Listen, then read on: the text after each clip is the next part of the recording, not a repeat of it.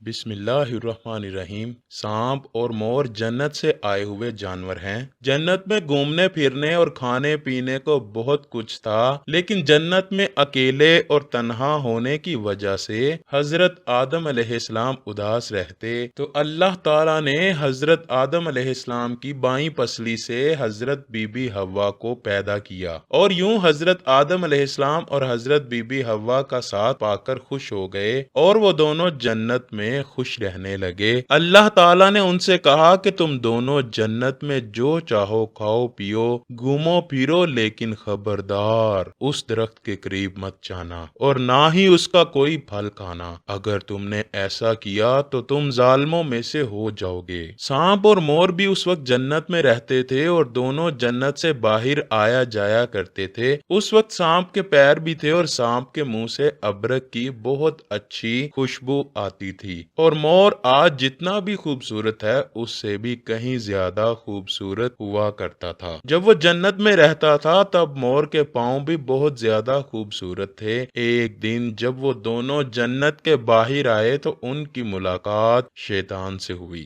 شیطان نے ان دونوں سے کہا کہ مجھے بھی اپنے ساتھ جنت میں لے چلو، تو ان دونوں نے جواب میں کہا کہ ہمیں اللہ کا خوف ہے اور اس بات کا ڈر ہے کہ تمہیں اپنے ساتھ جنت میں لے جاتے ہوئے ہمیں کہیں کوئی دیکھ نہ لے، اس لیے ہم تمہیں اپنے ساتھ جنت میں نہیں لے کے جا سکتے۔ اس پر شیطان نے انہیں اپنی دوستی کا واسطہ دیا کہ ہم جنت میں ساتھ رہے ہیں، مجھے بھی جنت میں لے چلو۔ مور نہ مانا، لیکن شیطان نے ان کو دائمی زندگی کے خواب دکھائے، جس پر سانپ مان گیا، اور سانپ نے شیطان کو مشورہ دیا کہ تم میرے منہ میں بیٹھ جاؤ، میں تمہیں جنت میں لے جا کر اگل دوں گا اور اس طرح تمہیں کوئی دیکھ نہیں سکے گا۔ خیر سانپ نے شیطان کو منہ میں جنت لے جا کر اگل دیا۔ اس طرح شیطان دوبارہ جنت میں داخل ہونے میں کامیاب ہوا۔ شیطان نے جنت میں حضرت آدم علیہ السلام اور حضرت بی بی حوا سے ملاقات کی اور ان سے کہا کہ میں تمہارا خیر خواہ ہوں، تم نے جنت میں ابھی تک اس پھل کو کیوں نہیں کھایا؟ اس پر دونوں نے شیطان سے کہا اللہ تعالیٰ نے ہمیں اس درخت سے دور رہنے، اس کا پھل کھانے سے منع کیا ہے،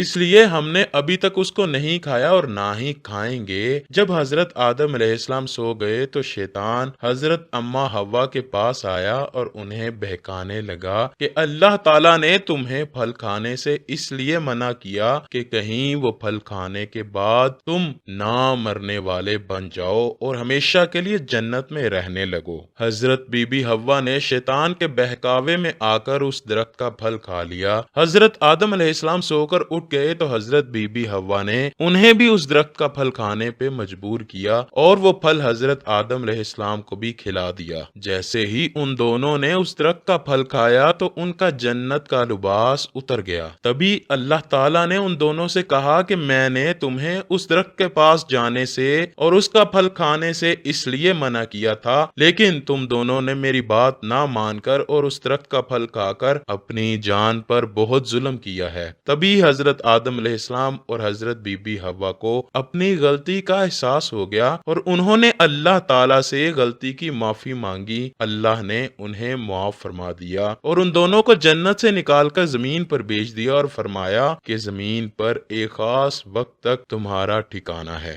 اور تم زمین پر رہو گے۔ اللہ تعالیٰ نے شیطان کو جنت میں لے کر آنے پر مور کی خوبصورتی چھین لی اور جن پیروں سے وہ شیطان کو جنت میں لے کر آیا تھا انہیں بدصورت بنا دیا، اور جس سانپ نے مور کو شیطان کی مدد کرنے کا مشورہ دیا اور اپنے منہ میں شیطان کو چھپا کر لے آیا تھا، اللہ تعالیٰ نے اس کے منہ سے ابرک کی خوشبو چھین کر سانپ کے منہ میں زہر بھر دیا اور سانپ کی ٹانگیں چھین کر مور اور سانپ کو جنت کی اس خوبصورت جگہ سے ہمیشہ ہمیشہ کے لیے نکال دیا۔ اللہ سے دعا ہے کہ وہ ہمارے ذہنوں کو تمام وسوسوں سے پاک کر دے اور ہمیں نبی مکرم صلی اللہ علیہ وآلہ وسلم کا سچا و پکا عاشق بنا دے۔